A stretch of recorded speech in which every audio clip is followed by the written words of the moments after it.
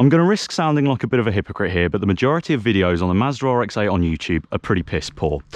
You kind of have two schools of thought. You've either got the people who bought one for £500 and have decided that it's utter shit, or you've got the people who spent £5,000 on one which is absolutely perfect in every way and will tell you that it is God's gift to cars. Now, the Mazda RX-8 is neither of those things, and I think the crucial flaw of the majority of these videos is people try and make it something that it's not.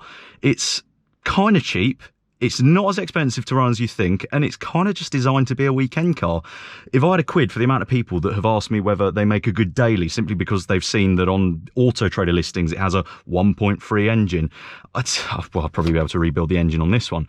But thanks to a family friend, as you shall now see, that doesn't need to be done because it starts, mostly. I'll turn the aircon down a little bit. That's another thing. In a Mazda RX-8, if you are going to buy one, make sure it has aircon because these get very hot.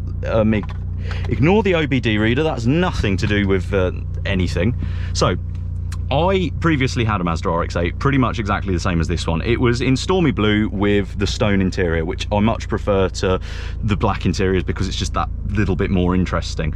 I bought my last one really cheap with tiny mileage on it, and it was brilliant. I bought this one pretty cheap, but with more mileage on it, and it was rubbish, hence it needed a new engine. Therein lies one of the big problems with RX-8s. Obviously, if you've been living under a rock, you probably won't know that these do need a bit more care than a normal car because of the rotary engine. The engines in these generally tend to last anywhere between 40 and 100,000 miles, and it's a really wide spectrum depending on how they've been looked after. If they aren't topped up with oil and allowed to run very low on it and aren't warmed up before ragging, then yeah, 40,000 miles is doable. I've seen them on low compression and not starting when hot at 40,000.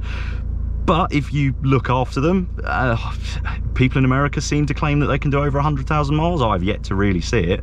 But, you know, for a cheap car, you kind of can factor in the cost of a rebuild, which if you look in the right places can be had for just under £2 grand. I mean, some places claim you can have it done for a lot less than that, but they aren't generally to be trusted. Now, my love affair with the rotary engine is actually pretty strong because after my first RX-8, I bought a Mazda RX-7, an FD model, arguably the holy grail of JDM goodness alongside cars like the Nissan Skyline GTR and the Toyota Supra. But in all honesty, I didn't actually like my RX-7 that much, and I actually prefer the RX-8, which is not going to win me any favours in this video because I imagine there'll now be 1,000 people going, oh, you know nothing, the RX-7 is the best car in the world. And I mean, sure, yeah, if you're the kind of person who likes to be force-fed anything posted by Eat Sleep JDM on Facebook, then yeah, sure, the RX-7 is a very good car and it's very brilliant and it's the best car ever and it's better than a Ferrari 458 and everything is wonderful and everything always works. But in reality, mine was, well, despite being low mileage and in really good condition, it didn't do it for me. There was something wasn't quite there. Like, the thing I love about the RX-8 is the amount of driver engagement you get. You've got a fantastic 6-speed gearbox with a snappy, snicky shift, which is the exact kind of thing you want out of a sports car.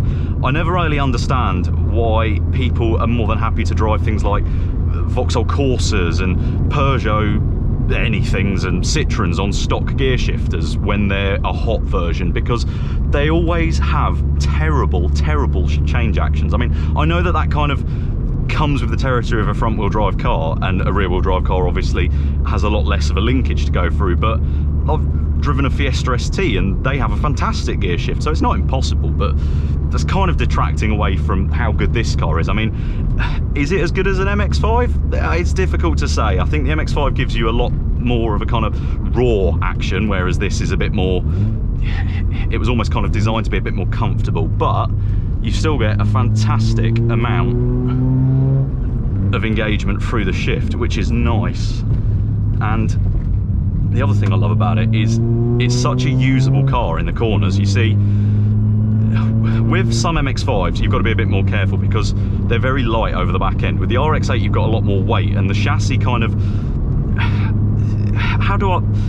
it almost provokes a bit more understeer than oversteer, which means that even if you're not you know, the best driver in the world, you can give an RX-8 a bit of stick without having to worry about the back end catching you out straight away. Now, don't get me wrong, on a wet road it probably won't be the same. I mean, this one's running Nankang NS2s because they're the tyres that it came on, and quite frankly they're pitiful.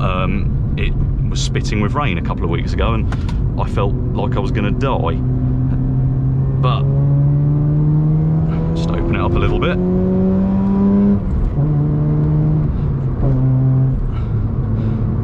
But yeah, I mean, if you put good tyres on it, then I mean, I've driven my old RX-8, admittedly with coilovers as well. This one's on standard suspension on track, and yeah, in the rain at Snetterton on a set of Roadstone kind of budget tyres, knockoff Nexons, they were pretty good. And you know, it's a car that actually you can give a fair bit of stick to, as I say, without it just killing you the moment that you approach a corner. Now, the one complaint that a lot of people had with the RX-8 was that after the RX-7, which obviously had its twin turbo rotary, Mazda tried to kind of make the rotary engine conform to the new emission standards, which meant the twin turbochargers had to go, also for cost reasons, and a naturally aspirated engine took its place. Now,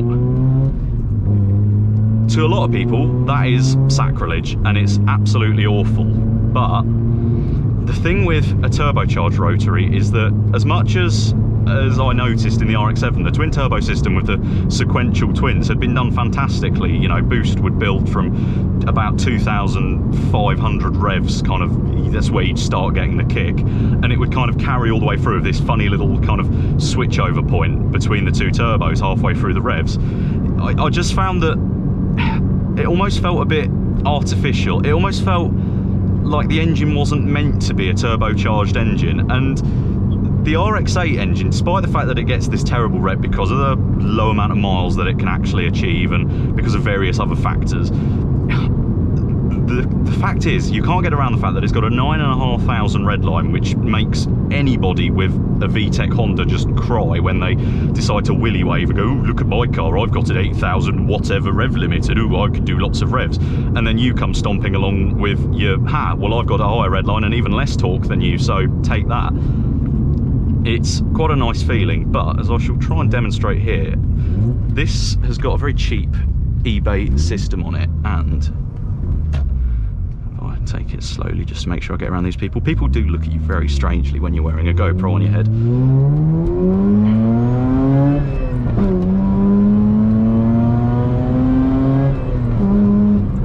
You just get this sound that isn't quite matched, or I found wasn't quite matched by the RX-7, despite the fact that I had quite a nice Kakimoto exhaust on it.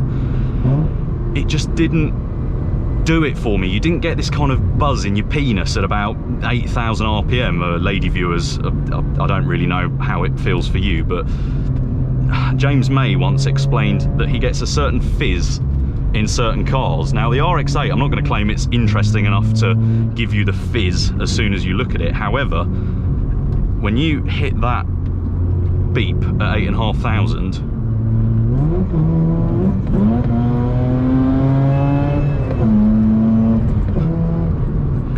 there's nothing quite like it. It feels absolutely orgasmic. And okay, that may be an over-exaggeration, but it's been a while, so it's currently about the most interesting feeling I get in the gentleman's area.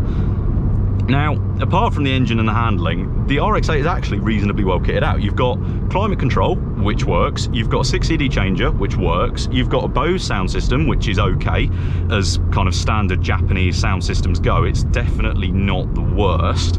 And it's quite well built. I mean, I've got an Evo 10 and I love it. It's a fantastic car because you put your foot down and it just kind of goes. But it doesn't really do much else than that. But one of the main things I hate about that car is everything sounds badly built. Everything just has this air of zero quality about it, and I hate it. It's the doors rattle, the glove box rattles, the steering wheel rattles, the roof lining rattles, everything rattles. I mean, this will rattle if you're going over bumps, and I'll accept that. I'll take rattles over bumps because I've had a lot of Japanese cars, and trying to find one that actually has some form of sound deadening without going for a Lexus that weighs 2 tons is very difficult. But what I can't accept is sitting on the motorway at 70 miles per hour and it just rattling for, well, no good reason. There's no reason for a car to rattle when you're not going over bumps. I don't understand it. But this is reasonably well built. The doors sound pleasant when you close them. They don't sound like they're going to fall off or leave their door card inside. The boot, when you close it, even sounds somewhat okay. It doesn't sound like utter trash. The bonnet closes and doesn't rattle its nuts off like an MX-5. So they're actually quite well built cars. Now I feel like I'm being a little bit pro RX-8, and as I said at the start of the video, I would end up sounding hypocritical because I complain at people who do reviews of these cars and refuse to see the bad points. In terms of bad points, you may have seen me try to hide my OBD reader. That's because an OBD reader that can cancel out engine lights is one of... There we go. Not even going to try talking over that noise. An OBD reader that cancels engine codes is probably one of the most useful things that you could have in an RX-8, because everyone goes on about the engine, and yes, the engines are... I shall have to slow down for this chap. The engines are kind of a limited time item. It's not like you can run them forever. They will, you know, you'll have people who say, well, Rotary, if you look after it, will last forever. Not in these, it won't. There's no real way of getting it past that kind of 100,000 mile mark, or if there is, I haven't yet seen it happen. But apart from the engine, they love to block up their catalytic converters. It is their absolute favourite thing to do. They really don't want to have catalytic converters. I'm not going to say anything about whether this one has a catalytic converter or not, because this is a YouTube video going on the internet. Let's say it does, but if you have a stock catalytic converter on these, you will eventually end up finding that it's blocked itself up. And there's, having driven them, let's keep it vague, without catalytic converters on, the difference between one that's still got its standard cat on and one that's had it removed is unbelievable. It's absolute night and day. The car just feels so much more free. It feels a lot less tethered. So that's an issue, and it's not ideal. I'll be kind and wait for these. Oh God, the kid's a lot slower than I thought. That's one issue. As well as that, sensors, they seem to chew through sensors reasonably often. That's not just a personal thing. A lot of forum experiences seem to suggest that that is quite an issue, but then when you're dealing with such hot exhaust gas temperatures, I guess that's you know, an occupational hazard. Ooh, very pretty. I guess that's an occupational hazard, really. Apart from engine sensors and exhaust, there isn't a massive amount else that can really go horribly wrong. I mean, some people seem to have issues with them snapping their kind of automatic light leveling, because they come with Xenons as standard, so they've got these little light leveling bars, and people seem to have an issue with those breaking and the lights not leveling properly. Interior wise, I don't think anything really goes wrong as long as you keep the aircon charged up. Obviously, you do need to top up the oil. You do need to keep on top of that. You do need to make sure that you're kind of reasonably regularly changing the oil as well, but they take 10W40 most of the time. I mean, some people will argue that they're better on 530. Some people will argue that they're better on 1540 mineral. It's a very wide spectrum of what people think is best for them, but in general, the oil is cheap and it isn't a difficult job, so I don't see why that should be such an off-putting factor, but to some it is. But the main thing is that I think I have more hatred for the people who do YouTube videos and buy them for, you know, a few £100 and just complain constantly that they're not starting properly, or, you know, things like that, because it gives the car a bad reputation that it doesn't really deserve. I mean, if you go out and buy one for £500, especially if you go out and buy a 192 for £500 with a 4-port engine, then you're not going to have the best experience. They come with a lot less on them. The engine is a bit talkier but less powerful. And people seem to formulate these opinions that, oh yes, well, I had this 192 and I bought it for £500 and then it stopped working, so I'm going to make a YouTube video denouncing the RX-8 and saying, oh yeah, this is rubbish and nobody should buy one. But really, overall, spend your money wisely, do your research, and it's not a bad car. And I mean, you know, consider the fact that I paid $1,200 for this one and $1,200 for another one with some tasty bits and a nice engine, and all in all the car owes me just under $2.5 grand, which isn't a lot of money for a sports car. I mean, you're a long way off a 350Z there, and to be honest, at half the price you're not getting half the performance, and you've also got the advantage of, well, this.